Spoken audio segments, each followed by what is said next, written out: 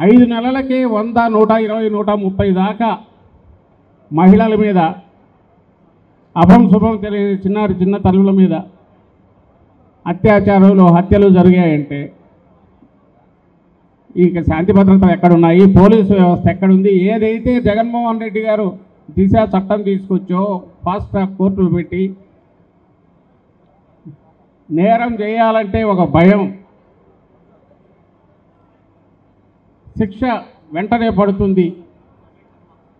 అలాగే కింది వరకు పోలీసు వ్యవస్థను పటిష్టం చేసిన దశ నుంచి తెల్లారేసరికి అది ఒక కళ అట్లా మాయం అయిపోయినట్టు అయిపోయింది. మొత్తం అడ్డంగా దోచుకోవడం, జోబులు నింపుకోవడం, మనమే తప్పుడు కేసులు పెట్టడం, ఉల్టా రోజు ఏదో ఒక అభూత కల్పనతో ఒక నీచమైన దుష్ప్రచారానికో, క్యారెక్టర్ అసాసినేషన్ అంటాం, వ్యక్తిత్వ హననం జగన్మోహన్ రెడ్డి గారి మీద కానీ మన పార్టీ నాయకుల మీద కానీ లేనివన్నీ కల్పించి ప్రచారం చేయడం, తన సొంత మీడియాతో కానీ లేదా సోషల్ మీడియా పేరుతో ఒక వికృతమైన వాళ్ళు చేస్తున్న ప్రచారం ద్వారా కానీ ఇది మనం చూస్తున్నాం. ఆ క్రమంలోనే మనం చూసాం, ఇక్కడే గుర్తుంది, మీ అందరికీ గుర్తుంటుంది, చంద్రబాబు నాయుడు అధికారంలోకి వచ్చి నెల తిరక్క ముందే డీజీపీని హెలికాప్టర్ ఇచ్చి మదనపల్లి పంపించాడు. పెద్దిరెడ్డి రామచంద్రారెడ్డి గారు ఆ రికార్డులు తగలబెట్టారు, దాని ఎంక్వైరీ అని. మరి ఇప్పటికి 5 నెలలు అయింది.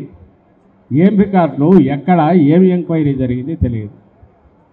విజయవాడలో వరదలు జరిగి ఇదైతే జగన్మోహన్ రెడ్డి గారు బోట్లు పంపించారు, బ్యారేజీని కూల్చాలని చెప్పి ఇంకొక కేసు పెట్టారు. సరే, ఇంతకుముందే సతీష్ ప్రస్తావించాడు, ఇంకా అన్నిటికంటే నీచమైన, బహుశా దేవుడు క్షమించలేని ఆ పాప పని ఆయన చేసింది, కోట్లాది మంది మనోభావాలు దెబ్బతీసేది, తిరుపతి లడ్డు కల్తీ, ప్రసాదంలో కల్తీ అనేది ఇంకొకటి.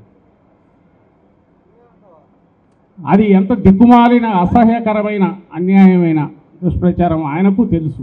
ఇలాగే గవర్నమెంట్ స్కూల్లో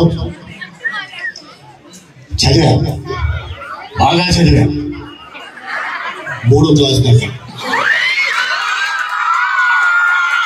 ఆ తర్వాత చెన్నై వెళ్ళిపోయి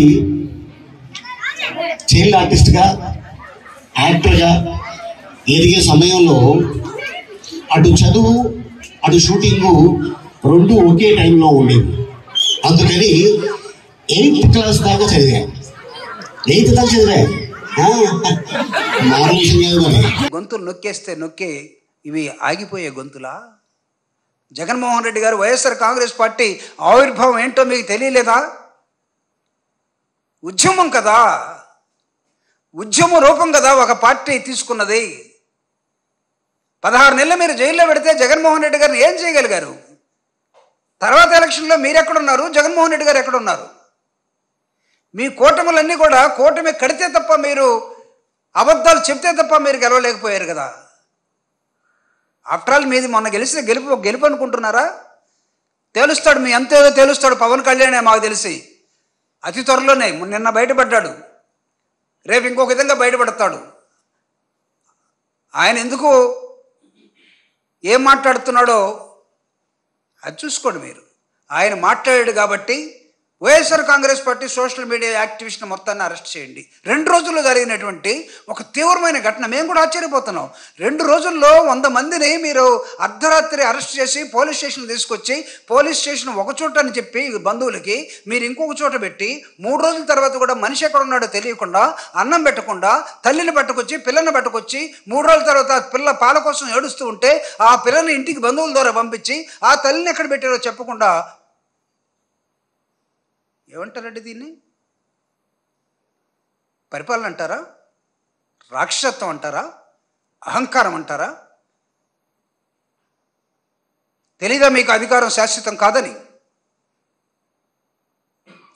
ఒకవేళ ఇది మీరు ఇది మా చివరి విజయం అని భావించి చేస్తున్నటువంటి ఘటనగా మేము చూడాల్సి వస్తుంది. ముఖ్యమంత్రిగా ప్రమాణ స్వీకారం చేసిన తొలి రోజున సంతకం చేసిన కొన్ని ముఖ్యమైన ఫైళ్లలో ఒకటి జర్నలిస్టుల హెల్త్ స్కీమ్స్ సంబంధించింది.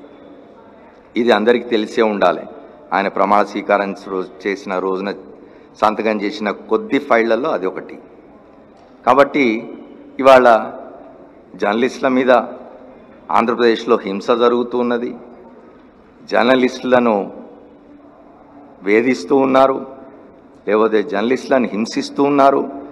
జర్నలిస్టులకు రక్షణ కరువైంది, జర్నలిస్టులకు భద్రత లేకుండా పోయింది అని నిన్నటి పత్రికాగోష్ఠిలో బాధ్యత గల నాయకులు మాట్లాడడం అనేది చాలా విచారకరమైన విషయం.